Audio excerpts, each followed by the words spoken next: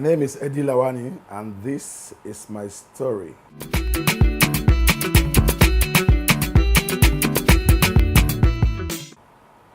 I was born many years ago in Sapele, Delta State. Then it used to be part of the Midwest region of Nigeria.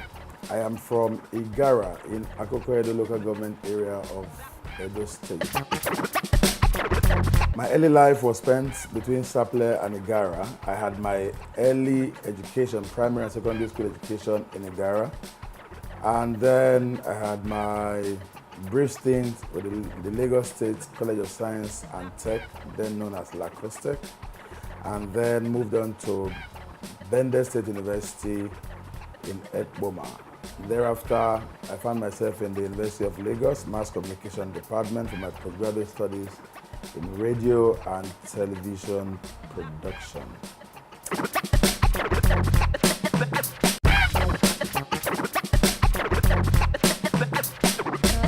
My career as is known today in show business started way back when I was in second year in the university, and then I used to get involved with organizing Sunday jumps and disco sessions and beauty pageants.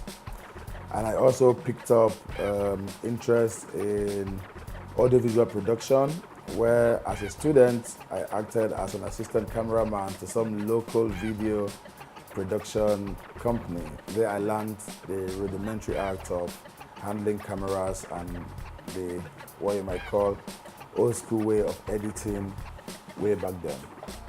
But before all of this, as a little boy growing up in the village, I was so fascinated with the idea of becoming a priest, a Roman Catholic priest, a Reverend Father.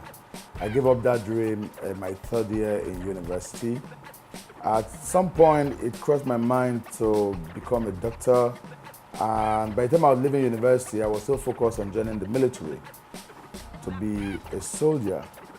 For some reason, I guess God had other plans, and I ended up in show business. Before show business, I was a teacher, a very good teacher at that. And then I was also a journalist for a brief part. I was a part-time producer, director for some independent productions in the very early days of independent productions.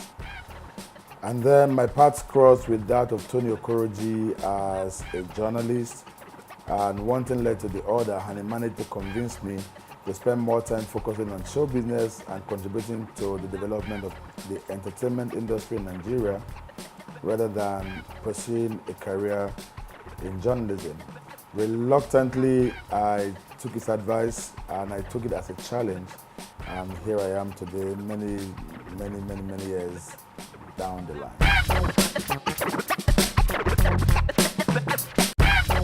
Well, in all of this, it wasn't a smooth ride as most people are tempted to imagine.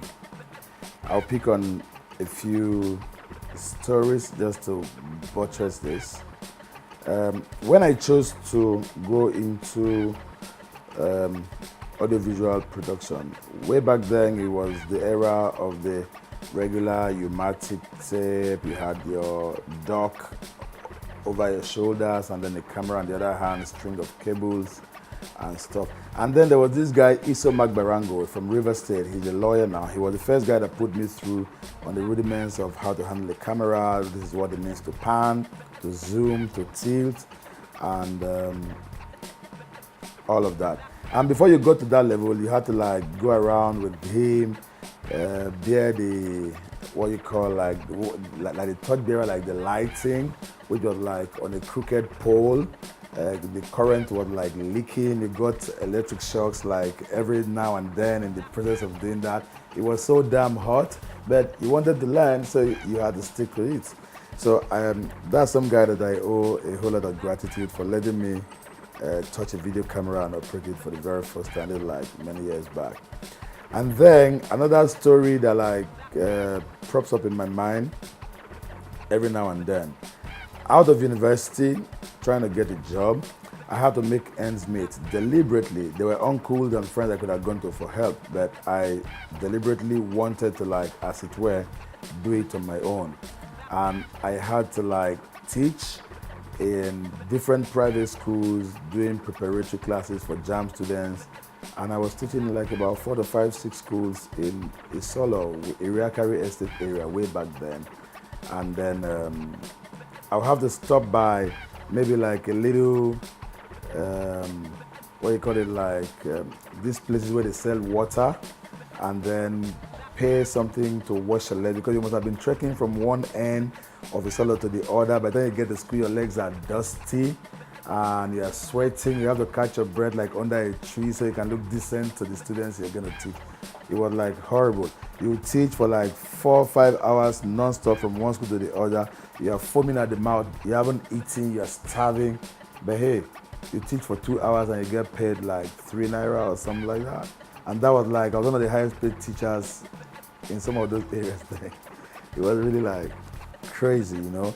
Another story, like I was in school and I'd gotten some students together to organize like this disco jump that we do every Sunday in the cafeteria. And then the show went bad and it was time for the students to get their money because they had invested their school fees. I convinced them to invest their school fees. And it was time for exams and they needed to pay their school fees. And about 2 of them really got nasty and they wanted their money back, notwithstanding it was an investment, or supposed to be an investment. And we really had like a rough time trying to raise the money to give back to them. And that taught me something very early in life in the business of show business, that until you put it in black and white, you don't have a contract, you can't defend it. And that has guided me. My name is Edi Lawani.